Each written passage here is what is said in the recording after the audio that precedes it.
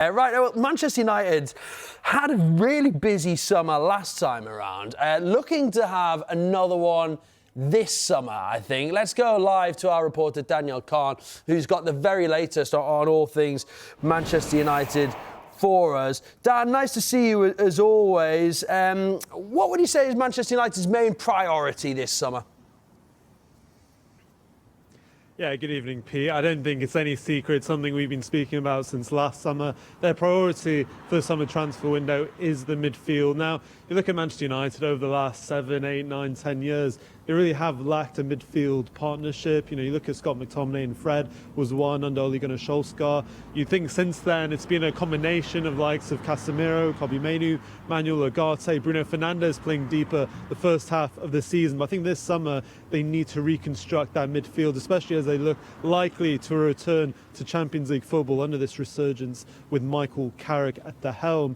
So who are their main targets? Well, I can tell you right now that Carlos Baleba of Brighton is still very high on that list. They were interested in him last summer. We reported in January. They made tentative inquiries around his availability in January. They were told that was very, very unlikely. But this summer could provide that opportunity to look at Baleba again, especially with Casemiro's departure in the summer. Those defensive qualities Casemiro provides is, of course, leaving that team. And Baleba, you wonder whether Manchester United can look to negotiate with Brighton maybe a lower fee than what they would have demanded last summer, with arguably a dip of form this season. Now, he is one player they're looking at as more of a number 6, as a number 8, who I know Alan Pardew disagreed with me in the last show, but Elliot Anderson can play both roles. We see him at England and Nottingham Forest. Going between those two, he is again someone Manchester United admire very highly, someone they would see as an ideal number 8 to play with Kobbie Mainoo, or another potential arrival. Now, as we understand, Elliot Anderson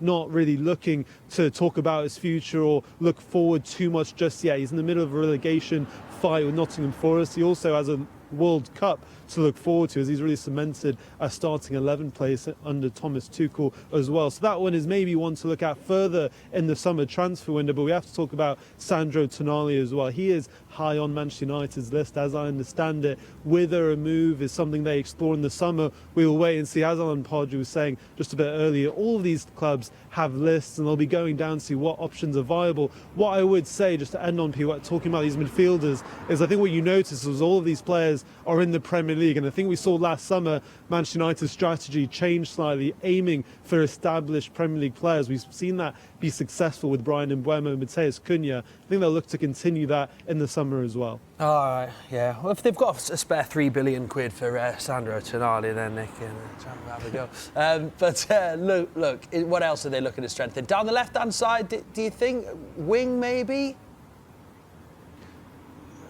Yeah, I think this is something that has become clearly a priority for Manchester United as the season has gone on. I think we saw in January they were interested, and in the race for Antoine Semenyo, he has ultimately chose Manchester City. Now, they're looking in this position because, yes, they have someone like Matheus Cunha, but you'd maybe classify him as more of an inside forward coming off that left flank. Now, the profile they're looking for is a left winger who's right-footed, similar to maybe a Bryan Mbeumo or Ahmad on that right-hand side. And really, someone who's high on that list as of now is Yan Diomande, the RB Leipzig winger. And we can look at some stats comparing him to some of the other wingers Manchester United have. As a 19-year-old, I think the feeling is he has an incredibly high ceiling. You look at those 16 goals and assists combined in the Bundesliga, quite staggering, really, when you think of his age and all the potential he still has. What I would say, Pete, is he is in high demand this summer. Clubs all around Europe are interested in Diomande. So, again, something Manchester United will monitor. I think they might get into the race a bit earlier in the summer if they feel like that might slip away. We'll wait and see on that. Someone, though, also worth noting is Everton's Iliman Ndiaye, who's had a very impressive season at Everton under David Moyes. Again, someone that United are monitoring, but how far down that list, I think we have to wait and see, because you'd probably profile him more under a Matheus Cunha type of winger on that left-hand side, whereas really I think they're really looking for a dribbler, a winger to really run at defenders, and I think Ndiaye is maybe slightly different to that type of profile. So we will wait and see. Mentioned a bit earlier, they're looking at left-back. That's something they'll look to explore in the summer as well. All I would say is I think it's going to be a busy summer for Manchester United, Pete, all in all, because they'll be looking to reinforce and rebuild this squad that is really Champions League ready if they do find themselves in that competition next season. Cheers, Dan. It always feels like it's going to be a busy summer at Manchester United every time. It's funny, we're going to talk now about what a good window it was last time for Manchester United, but actually a couple of months ago it didn't look like a good window, but all of a sudden things have turned around. All of a sudden, the new sign has really come to fruition. Will Manchester United will be feeling pretty confident, pretty bullish now going into the summer. They were able to beat a lot of top teams to their targets, get the players in that they wanted, and now they're going into a summer. Last season they were going into the summer having finished an awful league position. This summer they're going in potentially Champions League qualification. Absolutely, yeah, and it will strengthen their hand. First and foremost, they have to organise what's going to happen with a manager. Is it going to be Mike or is it going to be another? And that will have some strategic value to who they go for. But certainly, the appetite for an agent to take his top player back to Man United in the Champions League will have, definitely more zip to it in terms of them having that qualification, which I think they'll get now. It felt for ages more that Manchester United had no money. That's what we were hearing all the time. There's no money. We need to cut our cloth accordingly. And then they just went out and splurged a load of cash in the summer. Do you feel like they're going to have more money to spend this summer, as particularly if Alan says they qualify for the Champions League? Well, Champions League football is worth a minimum of £80 million.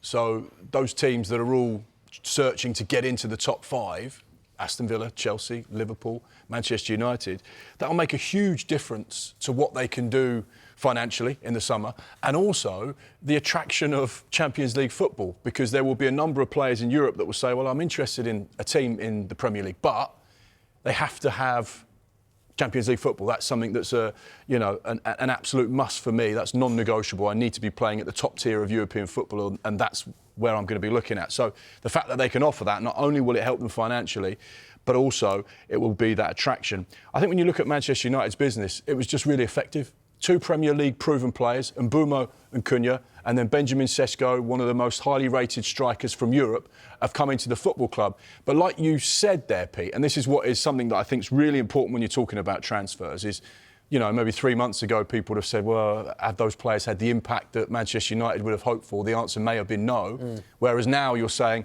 Mbeumo, Cunha, Sesko, they look like brilliant acquisitions. And it goes back to the old question of, well, how long do you have to wait before you judge a new signing? Is it 6 months? Is it 12 months? Is it 3 weeks? Because often football fans will judge players very, very quickly, and they don't give them the time to just gel in, learn the language, settle their families, understand the philosophy, understand the intensity of the league, and suddenly Manchester United players are looking like a great window, and they're looking in a really healthy position. Yeah, but also, just going on to Manchester United, this particular year, they had no European football. Massive. And it's been massively important for them, because they've not had that kind of week where you have 3 games, where you have a Champions League game, Premier League game back-to-back.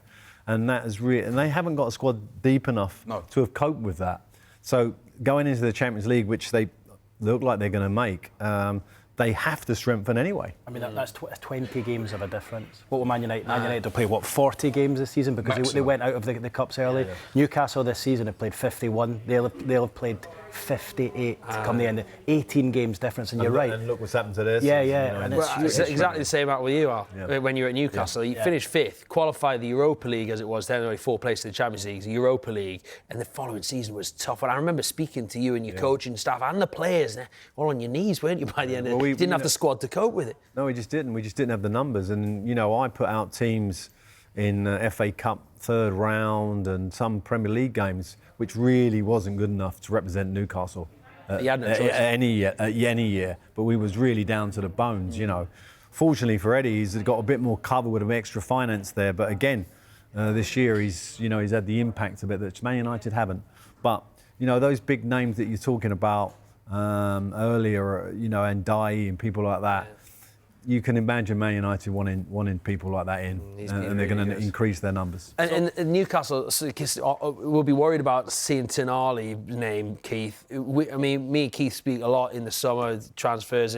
Time and time again, it was like, Mbeumo, he's gone to Manchester United. Cunha was to Manchester. Sesko, he's gone to Manchester United. Yeah. And so Newcastle fans, and all too well, that pull of Manchester United, it keeps them awake at night. Yeah, well, it's clearly there, isn't it? Because that was, as you mentioned earlier, Alan, that was without Champions League football. Yeah. They've managed to bring them in. 1, just the allure of Manchester United. 2, because they can probably pay more wages as well. And even though Newcastle were going to be in the Champions League this year, I think maybe players, and rightly now when you look at it, thought maybe Newcastle, they're going into the Champions League, but they'll probably only be there for 1 year. They don't have the strength to deal with it, and that is absolutely proved to be true. But just in terms of Manchester United, and we touched on the amount of games they will play there, 40 compared to probably 60. It's amazing as well what happens when you play players in the right position and just play the right formation. I mean, Michael Carrick hasn't come in and reinvented the wheel. Yes, he's a bit of character and he's a former player, but he's just played a 4-2-3-1, the formation that suits the players at his disposal, whereas his predecessor was trying to force this 3-4-3, and it clearly wasn't working for a long time. Right. But they also changed the philosophy of how they was going about the opposition, very much more closing down, higher up the pitch, more what you would expect from Man United, and taking more of a gamble at the back. Most important thing when you're a Man United manager, Alex Ferguson said to me, was my two centre-halves, I have to leave them one-on-one at times. That's it, because we have to push the game. Yeah. One of our centre-halves has to step in. And Michael's been brave enough to do that. And you have to be confident that other centre-half can deal one-on-one with whoever that forward is.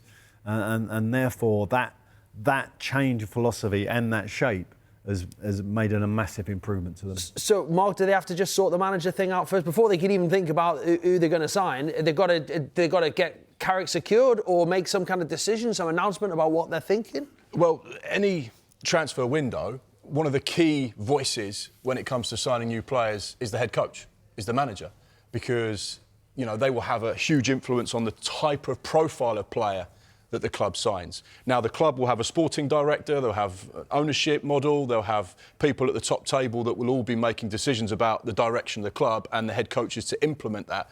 But of course, that voice, that powerful voice, is so important. And there'll be some players that Michael Carrick will say, actually, I don't think he's right for Manchester United.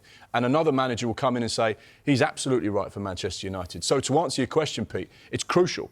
And you get the feeling that the first phase of this summer and the transfer window will be a lot about the manager merry-go-round and those managers that are currently at clubs that probably won't be at the existing club where they are now, that will be shuffling around, and that will be the first phase of the window. Get the head coaches in place, and then the transfer recruitment policy will follow off the back of that. But it's crucial what Manchester United do and whether they decide to stick with Michael Carrick or bring someone else in, because that will, without question, affect what they do in the window. Well, let's talk managerial merry-go-rounds then. We've got Alan Pardew with us here, who's managed at the top level, some of the top clubs. And some of the names we mentioned Carrick already, but there's a whole host of other gaffers whose futures are in question. We know that Oliver Glasner's leaving Crystal Palace, your old side, Alan. But Igor Tudor, we don't know yet what's going to happen there, but whether he can survive at Spurs remains to be seen. And Andoni Iraola, Marco Silva as well,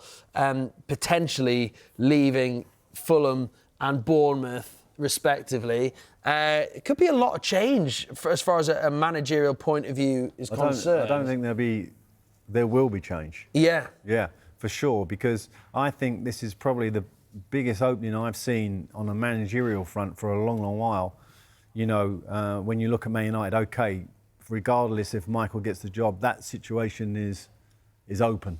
You got managers who have done really, really well at smaller clubs, Iraola and Glasner in particular, and Silva to a degree at Fulham, who are out of contract. They're cheap takes for a top club. Now, are they the flavour for the top club? That's the next question. Yeah. But I genuinely feel that there's going to be a lot of movement in the first part of the window, just about managerial position and the coach, and then the transfers will come on the back of that. We get so many messages here from fans who messaging during this show and throughout the day. It's amazing how many fans, and you felt the hard end of this, how many fans actually want their manager out. If there's so many clubs. And you're sitting watching this at home right now and you're thinking, yeah, I want my man. You believe me, you're not alone. There's so many. You look down the Premier League, there's not that many fans actually content with their manager.